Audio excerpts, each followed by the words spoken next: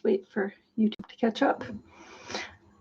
All right, today I'm going to read a book that I'm sure quite a few of you know. It's called Tikki, Tikki, Tembo, and it came out in 1968. And Betsy has already settled onto my lap. It has wonderful illustrations right from the very first page. Switch over to one more.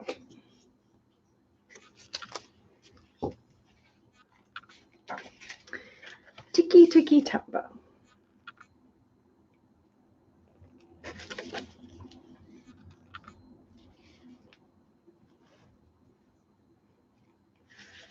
Lots of pretty extra, all the extra illustrations. Every page has one, which is quite nice.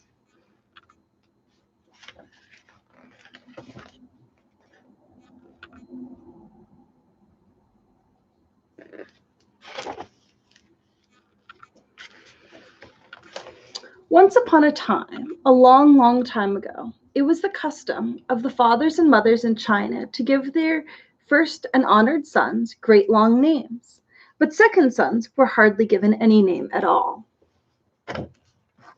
In a small mountain village lived a mother who had two little sons. Her second son she called Chang, which meant little or nothing. But her first and honored son she called Tikki, Tikki, Tembo, no Sa Rembo, Chari Bari Ruchi, Peep Peri Pembo, which meant the most wonderful thing in the whole wide world.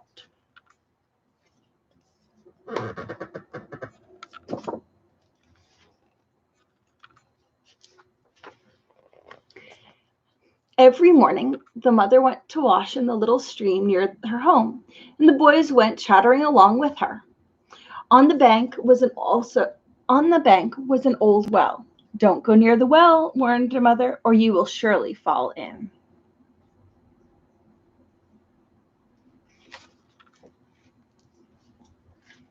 The little boys did not always mind their mother, and one day they were playing beside the well, and on the well, when Chang fell in.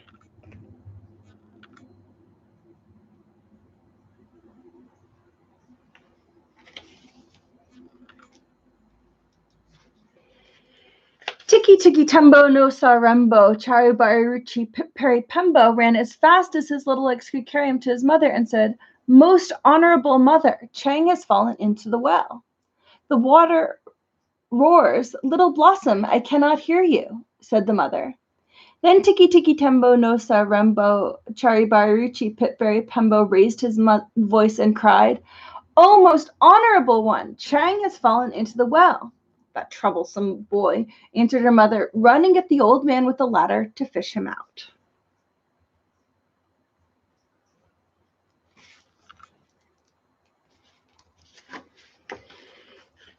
Then Tikki, Tikki, Tembo, no Sa Rembo, Chari Bari Ruchi, Pip Peri Pembo ran as fast as his little legs could carry him to the old man with the ladder and said, "Old man with the ladder, Chang has fallen into the well. Will you come and fish him out?"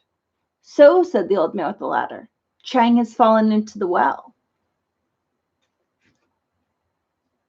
Doesn't look interested in rushing anywhere.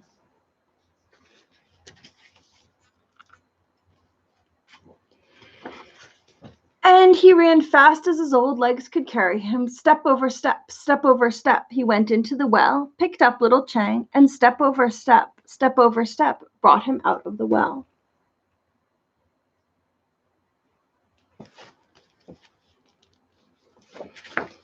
He pumped the water out of him and pushed the air into him, and pumped the water out of him and pushed the air into him, and soon Chang was just as good as ever.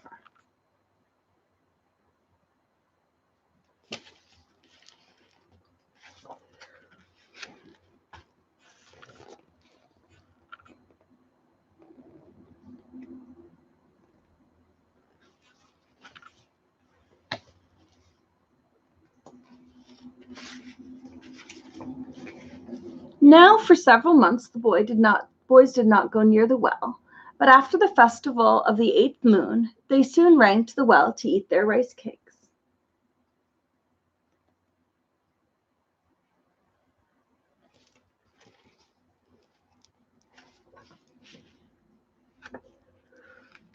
They ate near the well, they played around the well, and they walked on the well, and Tikki Tikki Tembo no Sarembo Chari Baruchi Pit Peri Pembo fell into the well.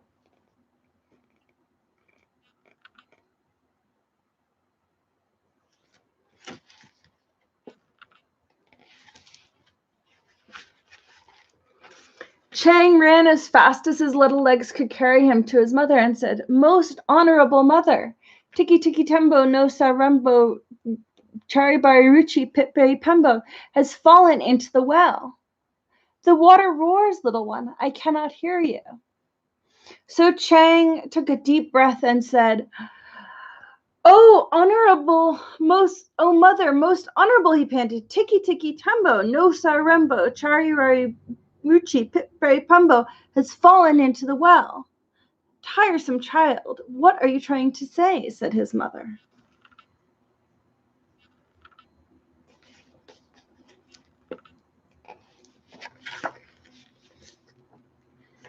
"Honorable mother, Cherry Berry Rumbo, Tikki Tikki," he gasped, "Pip Pip has fallen into the well.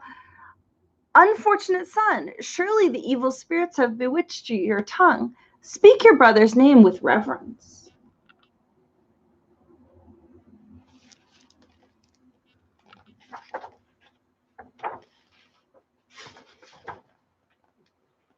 Poor little Chang, he was all out of breath from saying that great long name, and he didn't think he could say it one more time. But then he thought of his brother in the old well.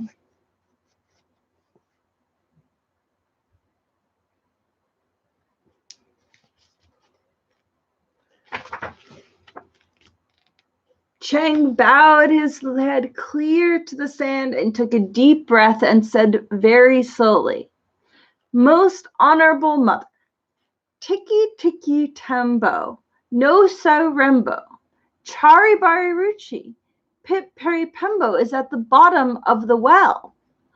"Oh, not my first and honored son, heir of all I possessed. Run quickly and tell the old man of the ladder that your brother has fallen into the well."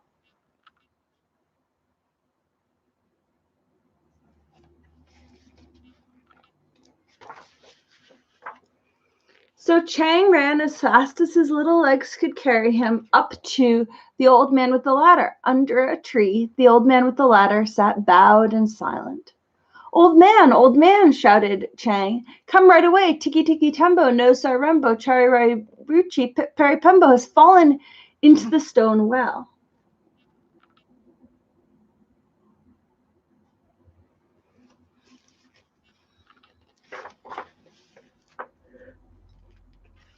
But there was no answer.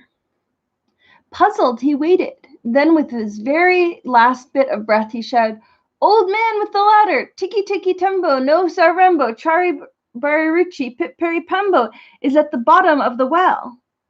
"Miserable child, you disturbed my dream. I had floated into a purple mist and found my youth again. Those were glittering gateways and bejeweled blossoms. If I close my eyes, perhaps I will return."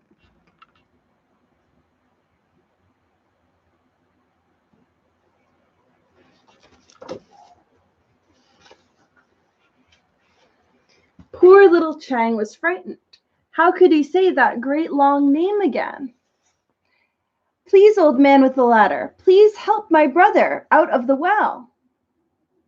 "So," said the old man with the ladder, "your mother's precious pearl has fallen into the well."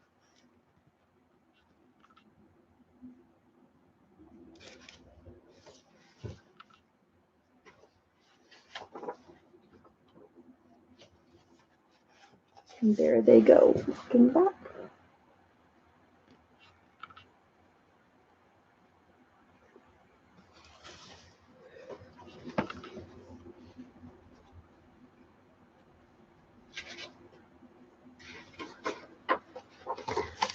The old man with the ladder hurried as fast as his old legs could carry him. Step over step, step over step, he went into the well. Step over step, step over step. He went out of the well and with the little boy in his arms. He pumped the water out of him and pushed the air into him, and pumped the water out of him and pushed the air into him.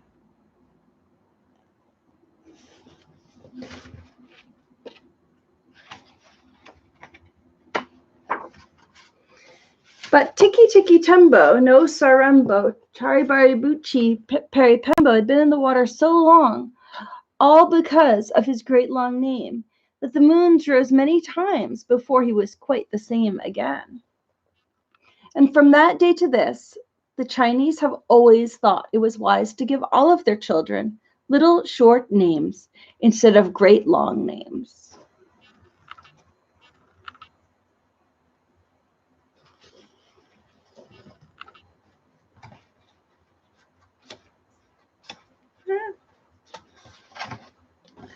The end.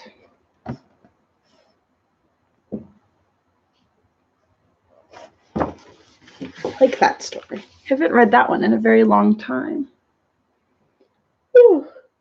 So how are you all doing?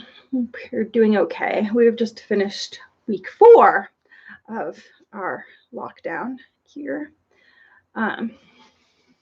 So it's good. We're keeping track of how long it goes by how big our tomato plants are slowly growing. All right. So I think I'll just read one chapter of the Phantom Tollbooth. So we're still in Dictionopolis, and we are at the banquet, and Milo is learning a great many things about how the strange world in which he has arrived works. Chapter 8, The Humbug Volunteers. Couldn't eat another thing, puffed the Duke, clutching his stomach. Oh my, oh dear, agreed the minister, breathing with great difficulty. Mumbled the Earl, desperately trying to swallow another mouthful. Thoroughly stuffed, sighed the Count, loosening his belt. Full up, grunted the Undersecretary, reaching for the last cake. As everyone finished, the only sounds to be heard were the great creaking of chairs and the pushing of plates and the licking of spoons, and of course, a few words from the humbug. A delightful repast, delicately prepared and elegantly served, he announced to no one in particular. A feast of a rare bouquet. My compliments to the chef. By all means, my compliments to the chef. Then, a most distressed look on his face, he turned to Milo and gasped, Would you kindly fetch me a glass of water? I seem to have a touch of indigestion. Perhaps you've eaten too much too quickly, Milo remarked sympathetically. Too much too quickly, wheezed the uncomfortable bug between gulps. To be sure, too much too quickly. I most certainly should have eaten too little too slowly, or too much too slowly, or too little too quickly, or taken all day to eat nothing, or eaten everything in no time at all, or occasionally eaten something any time, or perhaps I should have. And he toppled back, exhausted, into his chair, and continued to mumble indistinctly. Attention, let me have your attention, insisted the king, leaping to his feet, and pounding the table. The command was entirely unnecessary, for at that moment he began to speak. Everyone but Milo talked, and the distraught bug rushed from the hall, down the stairs, and out of the palace. Loyal subjects and friends, continued Azaz, his voice echoing in the almost empty room. Once again, on this gala occasion, we have... Pardon me, coughed Milo, as politely as possible, but everyone has gone. I was hoping no one would notice, said the king sadly. It happens every time. They've all gone to dinner, announced the humbug, weakly. And just as soon as I catch them, just as soon as I catch my breath, I shall join them.